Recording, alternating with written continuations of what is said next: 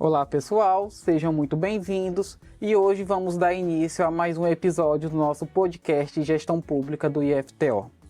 Eu sou o William e no episódio de hoje vamos falar sobre um tema super importante: a auditoria pública e o papel da Controladoria Geral da União, a CGU, na fiscalização e transparência do governo. E aí, você já se perguntou como o governo fiscaliza a si mesmo? Como são descobertos os casos de superfaturamento, fraude ou má gestão? Existe um órgão especialmente dedicado a isso e hoje vamos entender tudo sobre como ele funciona. E para nos ajudar nessa conversa, temos aqui o nosso convidado especial, o professor Joel, auditor federal de finanças e especialista em controle interno e auditoria.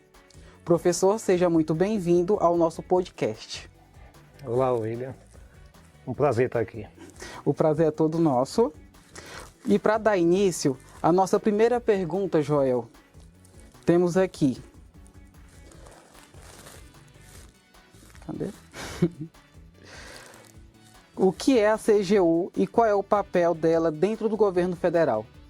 Bom, a CGU, a Controladoria Geral da União, é um órgão do governo federal responsável por fiscalizar os gastos públicos, né, as despesas públicas.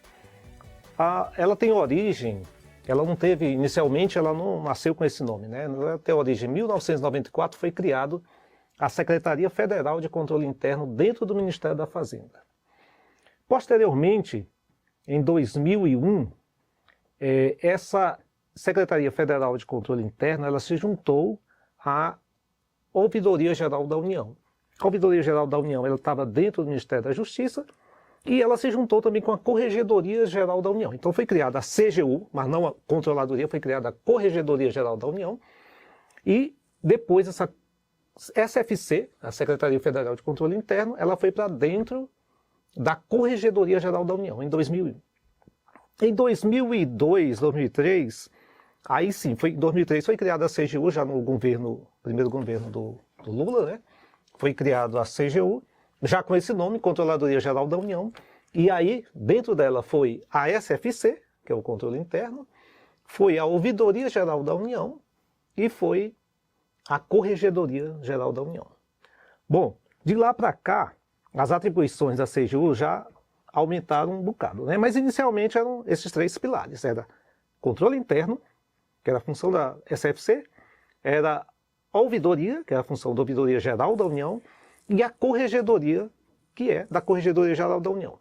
Então, a corregedoria ela faz correição, né? Ela pune servidores, né? Ela realiza, na realidade, ela pune, mas ela realiza os processos administrativos disciplinares, né? Quando precisa, quando algum servidor transgride normas, né? A ouvidoria, ela ouve as denúncias e reclamações dos cidadãos.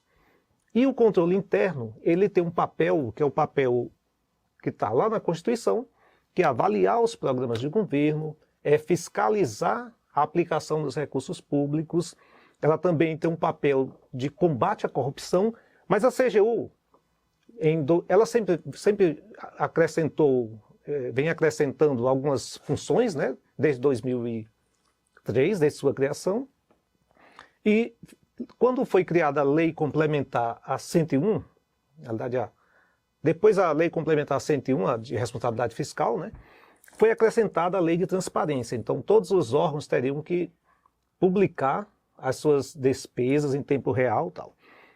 Depois veio a Lei de Acesso à Informação em 2012. Então, tudo isso fez nascer dentro da CGU outro ramo que é a promoção da transparência.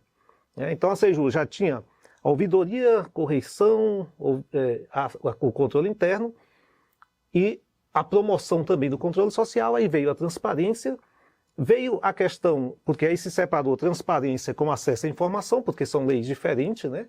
A Lei 2.527, ela trata de acesso à informação, transparência ativa e passiva, e então ela foi criando ela foi trazendo para si essas funções. Quando ela trouxe para si essas funções, ela teve que criar secretarias dentro dela que cuidasse disso, né? Que a gente pode chamar de ramificações. Ramificações dentro da estrutura dela. Então, dentro da estrutura dela só tinha essas três pernas que eu falei, né? Aí começa a ter uma secretaria de prevenção e combate à corrupção, que depois foi, agora recentemente, em 2023, né, com a nova lei, o decreto que estruturou no governo agora atual a controladoria, então ele achou por bem criar uma secretaria de integridade, na realidade duas, né, porque aí teve a integridade privada, tem a integridade privada e a integridade pública, e ele criou uma secretaria específica para tratar da Lei de Acesso à Informação, que é a Secretaria Nacional de Acesso à Informação. A Secretaria de Integridade Privada é interessante porque ela nasceu justamente para cuidar daqueles acordos de leniência. Eu não sei se você lembra da Lava Jato, né? E começou Sim. os acordos de leniência, e aí se criou uma secretaria específica para isso. Claro que ela trata, porque também aí dentro veio a lei anticorrupção. E aí ela trata dos acordos de leniência e da lei anticorrupção. A integridade pública, ela cuida justamente de fomentar a integridade dentro dos órgãos, no intuito de prevenir a corrupção dentro do setor público. Então, são várias atribuições hoje da CGU. E, só para complementar, cada ramificação dessa que eu falei, né, correição tal, cada secretaria dessa, basicamente, né, ela cuida de um sistema. Aí a gente tem um sistema de gestão de risco e controle interno, cuidado pela SFC. A gente tem um sistema de ouvidoria, cuidado pela Ouvidoria Geral da União, que aí ela reúne todos os órgãos, todas as ouvidorias dentro dos órgãos públicos federais. E aí tem também o SISCO, que é o Sistema de Corregedoria, que também agrega todos os órgãos de corregedoria federais, né? E ele como órgão central. Então, Corregedoria como órgão central, Ouvidoria Geral da União como órgão central e a SFC como órgão central. E aí também tem hoje o CITAI, que é um sistema de integridade, transparência e acesso à informação, que é um novo sistema agora com a criação dessas três secretarias que eu falei.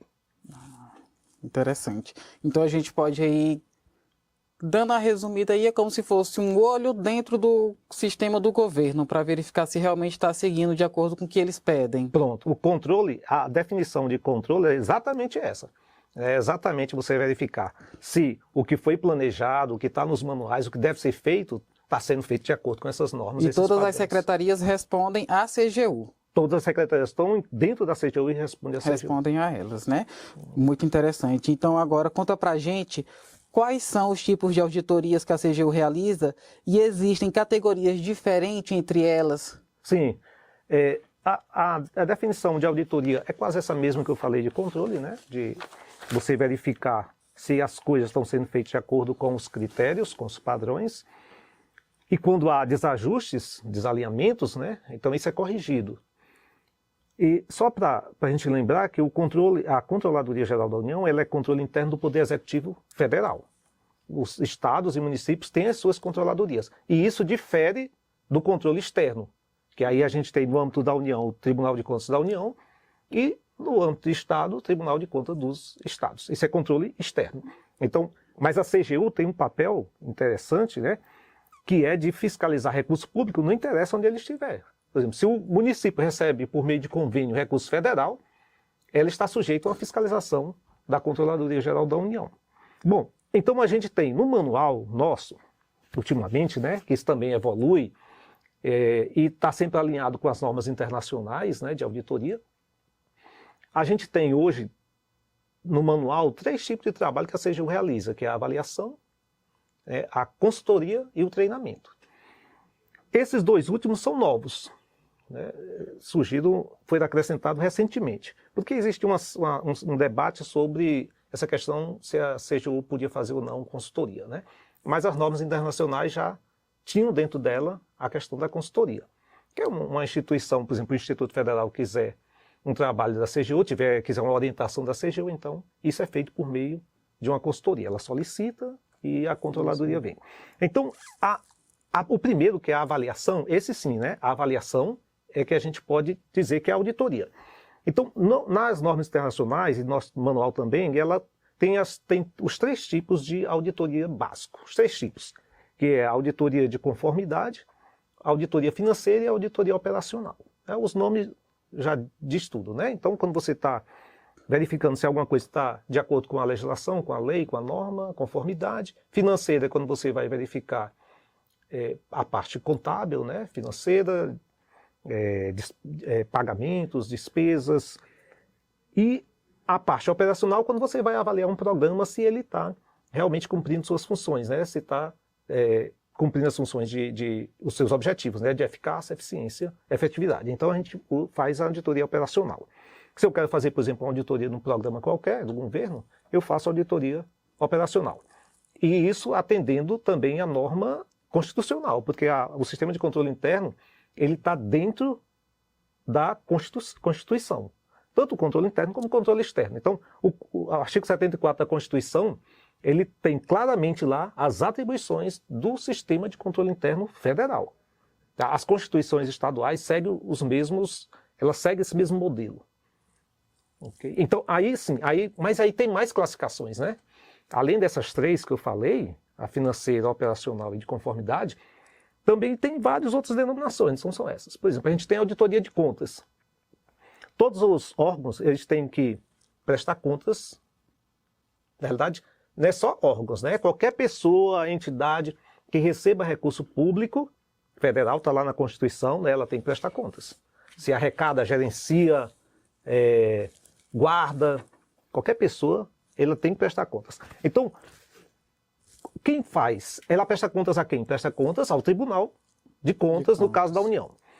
E aí, quando você presta contas, aí você vai dizer o que você fez, né? Ah, William, o que foi que você fez durante esse ano? Então você vai lá escrever, eu fiz isso, né? Você faz o que a gente chama de relatório de gestão. Vai relatar. Vai relatar o que você fez durante o ano. Só que, quem vai confiar no que você está dizendo? Ali ele vai prestar conta e vai entregar tudo que ele fez realmente com os documentos. Mas aí alguém tem que verificar se esses documentos são fidedignos. E aí quem faz isso é a auditoria, e essa auditoria é feita no caso a gente está falando da União, né? Uhum. É feita pela Controladoria Geral da União. Então, a Controladoria Geral da União faz uma auditoria de contas para verificar se o que você falou está correto. Então ele vai lá e faz. É claro que hoje não são todos os órgãos. É feita uma amostra, né, de alguns órgãos, é escolhido pelo TCU. E aí isso cumpre uma atribuição, uma competência da CGU, uma finalidade que está lá na Constituição, que é, no artigo 74, que é apoiar o controle externo na sua missão institucional. Tá? Então isso é feito por meio dessas auditorias, uma das formas, né? Auditoria de contas. Muito interessante. Só que ficou a dúvida também aqui, acredito minha, e de quem também está ouvindo, como é que é escolhido quem vai ser auditado, como vai ser auditado, ali é por mais movimento de dinheiro ou é por denúncia? Essa estrutura da CGU que eu falei, né, que tem ouvidoria, corregedoria e tal, justamente é para cumprir essa função, o papel integral da CGU, né?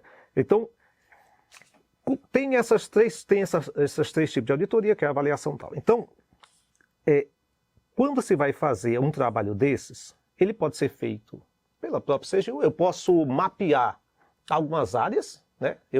Esse mapeamento hoje é feito por meio baseado em risco, né? Gerenciamento de risco. Então a gente elege alguns órgãos, algumas áreas, programas para auditar, né? A própria CGU tem esse papel, né? Essa competência, mas aí também essas auditorias às vezes são frutos, e muitas vezes são frutos de demanda do cidadão, denúncia. Por isso que a ouvidoria, né? Então chega na ouvidoria e passa para o controle interno. Eles vão conferir se realmente aquela denúncia... Exatamente, se ela tem alguns elementos, né, que indiquem que realmente aquele fato descrito na denúncia aconteceu ou não.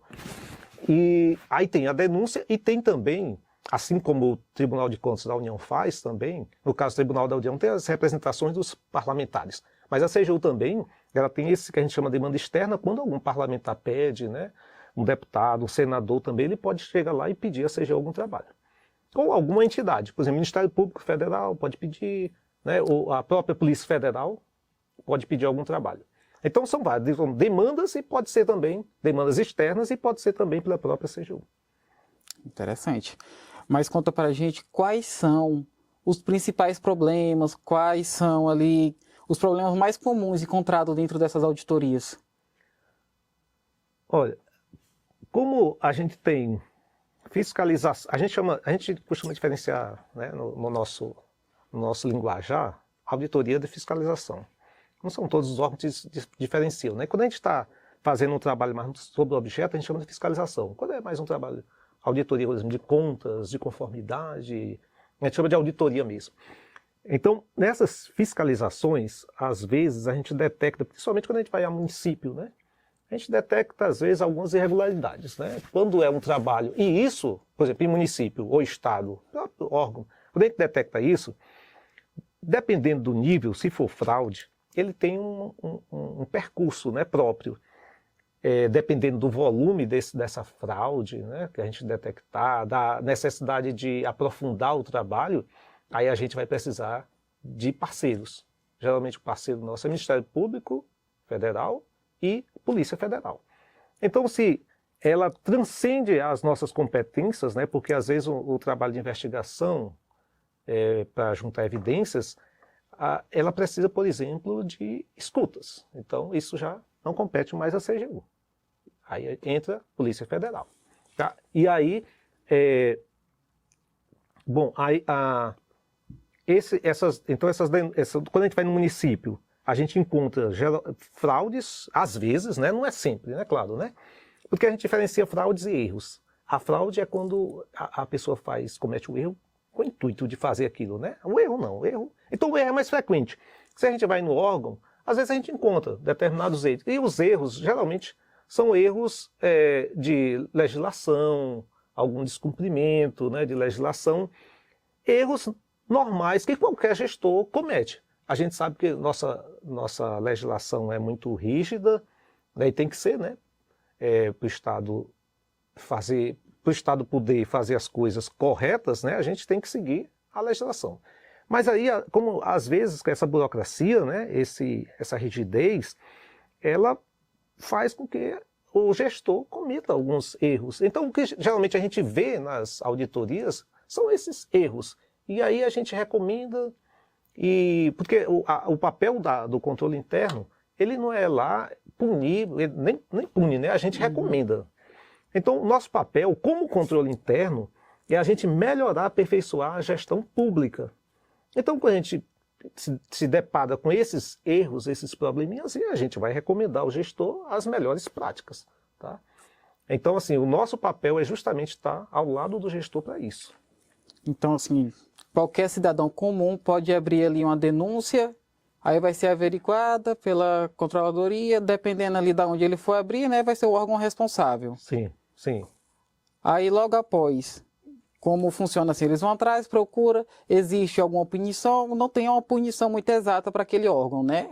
Ou existe uma punição, ou só é um acompanhamento com o órgão ali responsável? Boa pergunta. Boa pergunta. A controladoria, como eu falei, ela não é um tribunal. O tribunal é o Tribunal de Contas, né? Que ele julga a conta dos administradores e ele pune. Mas a CGU recomenda. É claro que se isso é feito reiteradamente, o que é que a CGU faz? Como a CGU é um órgão que está ali ao lado dos outros ministérios, então se eu estou fiscalizando um recurso da saúde, por exemplo, né, um programa da saúde, e o gestor, ele não implementa as recomendações que a CGU passou, então isso vai ser encaminhado para o órgão supervisor, o Ministério da Saúde, né? E ele vai tomar as suas atitudes com relação a isso. Se for casos que eu falei mais graves, de fraude, alguma coisa assim, né, de desvio de recurso, aí isso vai para a Polícia Federal, Ministério Público. Aí vai para o responsável, aí assim vai deixar a punição, mas já por outra parte. Por outra parte, a CGU mesmo não pune, né? Não aplica, só faz acompanhamento. Só faz acompanhamento. Aí existem relatórios, a CGU faz relatórios. Eles colocam esses relatórios aonde? Aonde o cidadão comum pode acompanhar esses relatórios? A CGU tem uma página, né, na internet, e nessa página você pode ir lá e procurar pesquisa de relatórios. Então, todos os relatórios, porque o relatório tem um trâmite, né?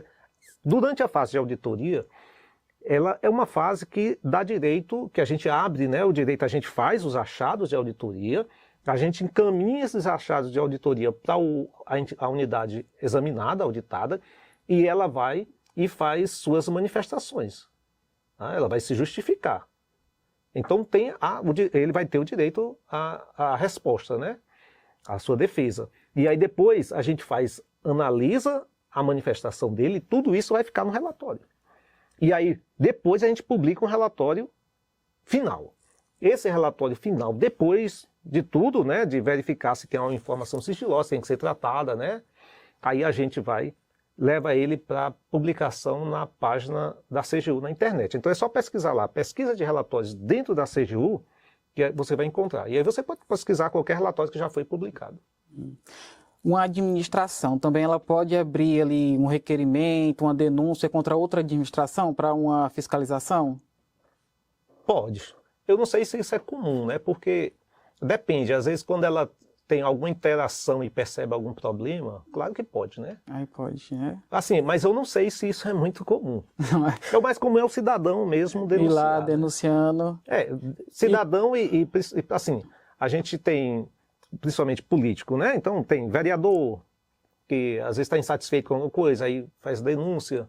Então, coisa da nossa democracia. Quando o cidadão comum, ele vai lá, abre a reclamação, ele recebe esse retorno, ele recebe um relatório também, um checklist do que realmente ele fez, se realmente está acontecendo. Beleza, isso é muito bom, porque eu havia esquecido. A gente tem a ouvidoria, a Ouvidoria Geral da União. A Ouvidoria Geral da União, ela criou para atender, primeiro para atender as reclamações, ele foi criado um sistemazinho, né, de ouvidoria, que aí o cidadão chegava lá e cadastrava suas reclamações, denúncias e tal. Depois teve a lei de acesso à informação. Né? Aí, hoje, você não pode, nenhuma administração pode negar a ninguém informação. Ela não pode mais perguntar por que você quer a informação. Você não precisa justificar por que você quer a informação. Tá? E aí tem prazos, a lei de acesso à informação, ela dá prazos para o órgão responder você. 20 dias, podendo ser prorrogado por mais 10, se eu não me engano. E aí foi criado um sistema chamado Fala BR. Esse sistema é excelente. Então, você basta digitar lá Fala BR, você entra lá, você diz qual órgão você está reclamando, né? E se você quiser, pode ser anônimo ou não. E aí depois isso vai para a ouvidoria, faz o tratamento, né? E você vai ter informação. O que a ouvidoria faz é só pegar aquela denúncia, aquela reclamação, encaminha para o órgão. E a ouvidoria cuida disso aí. Ela vai cuidar, saber se o órgão vai responder no prazo para você. E aí, se ele não responder, tem os recursos. E é por isso que eu falei que tem a Secretaria Nacional de Acesso à Informação, né? Ou Secretaria Nacional de Acesso à Informação, que ela vai justamente... a CGU é a instância recursiva. Por exemplo, se o órgão não responder, no final, o último recurso vai para a CGU.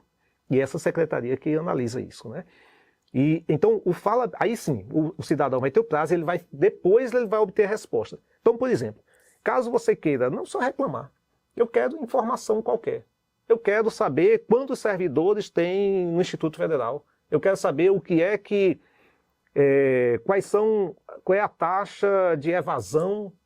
Vocês, né, como alunos, querem saber qual é a taxa de evasão do curso de Gestão Pública no Instituto Federal Tocantins, Campos Palmas. Você vai lá, solicita a informação. Eles não podem recusar. Tá? Isso feito pelo Fala BR, porque ela agregou essas funções de acesso à informação e de reclamação, de denúncia. Interessante. Lá dentro desse Fala BR também tem uma opção de colocar, se quer que seja dentro do órgão, essa informação que seja tratada dentro do órgão onde a gente está fazendo essa reclamação, onde está indagando lá para aquele órgão, ou se quer que seja fora do órgão, ou um outro órgão trate desse problema. Isso. Quando você entra no Fala BR, não é específico daquele órgão. Quando você entra no Fala BR, ele vai te perguntar qual órgão. Então você seleciona. Tá? Então não é no geral. Então, por exemplo, se eu vou perguntar sobre esse caso que eu falei, de taxa de evasão do Instituto Federal, eu vou escolher o Instituto Federal e faço minha pergunta, tá? Minha demanda. Interessante. Muito interessante, professor. Então, assim, vale lembrar assim, uma dica para todo mundo, que não trata só da CGU, só das controladorias, para fiscalizar também todo e qualquer tipo de problema que a gente tem com relação a nossos problemas, né? E sim da sociedade também. A sociedade tem que estar fiscalizando ali também e apontando ali e procurando também. Então, assim, qual é a dica que o senhor dá para a gente para sempre estar ali de olho? Bom, muito bom, porque eu falei no início que uma das primeiras atribuições da CGU era o fomento ao controle social. Porque auditores são poucos, né? Os órgãos são muitos, os recursos são... o montante também é grande, a CGU não tem olho para tudo isso. Na realidade, quem nos ajuda é a sociedade, né? Então, algumas pessoas dizem assim, aconteceu tal coisa, a CGU não viu. Bom, eu acho que auditores, tem um pouco mais de 2.000 auditores no Brasil todo da CGU. Então é impossível, né? É impossível fiscalizar tudo. Então, isso é feito por meio da colaboração da sociedade, e um aliado grande disso aí são os portais de transparência. A CGU cuida de um portal de transparência. Aquele portal de transparência do governo federal, a CGU que cuida. Então lá você vai ter... Por que a informação está lá? Para o cidadão ir lá, ele tomar conhecimento do que está acontecendo e fazer a denúncia. Tá? Então é muito importante que o cidadão participe desse processo de fiscalização e cobrança da boa aplicação do recurso público, tanto na esfera da União, Estado e município. Porque aí também você pode fazer a mesma coisa, né, para o Tribunal de Contas do Estado, para as controladorias também. E para o atual gestor e para futuros gestores, qual que é a dica que o senhor dá também? A dica, eu falei que um dos objetivos da auditoria não é identificar fraudes, né? Não é. A gente encontra, porventura, se encontrar, a gente tem que relatar, isso está nos manuais de auditoria. Mas a dica, como eu falei, a gente encontra muitos erros. E a dica é capacitação, né? Como eu falei, a gente... E aí a beleza de ter um curso de gestão pública é essa, né? Porque o curso de gestão pública ele serve tanto para uma pessoa que não tem nenhuma formação ainda, né? Quer aprender lá como gerir a coisa pública, para depois se inserir no mercado de trabalho público, né? Ou para alguém que já está trabalhando. Para capacitar mais ainda, para ampliar ali o conhecimento do atual gestor também, né? Exatamente. Porque se você for olhar na instituição federal de ensino, por exemplo, instituição de ensino qualquer, geralmente quem ocupa os cargos de reitor, né, para o reitor, são professores. E às vezes esses professores vêm de diversas áreas, né? Vêm da engenharia, são professores formados em contabilidade, diversas áreas, biologia, letras. Então eles não têm contato com a gestão pública. Tá? Então o curso de gestão pública, como é um curso de curta duração, né, 2 anos e meio, é essencial para que o gestor tome conhecimento de como funciona a gestão pública. Porque o modus operandi da gestão pública é diferente do setor privado. Sim. Tem suas particularidades. Então, fazer um curso de tecnologia de gestão pública, ou fazer, por exemplo, uma especialização, tá, em gestão pública. Mas, assim, é essencial justamente para isso, para ele se capacitar e evitar alguns erros. Porque o que acontece no nosso sistema é que ele é eleito, um reitor é eleito, né, e aí ele coloca os pró-reitores, né, os gestores lá dentro, e às vezes aquelas pessoas não têm muito conhecimento. Então, chegou, primeira viagem, né, tá ali, e aí, quando ele começa a aprender, em nova eleição, e ele sai. Aí já troca novamente a mesma coisa. E aí vai. E esse é um dos grandes problemas da administração pública, né?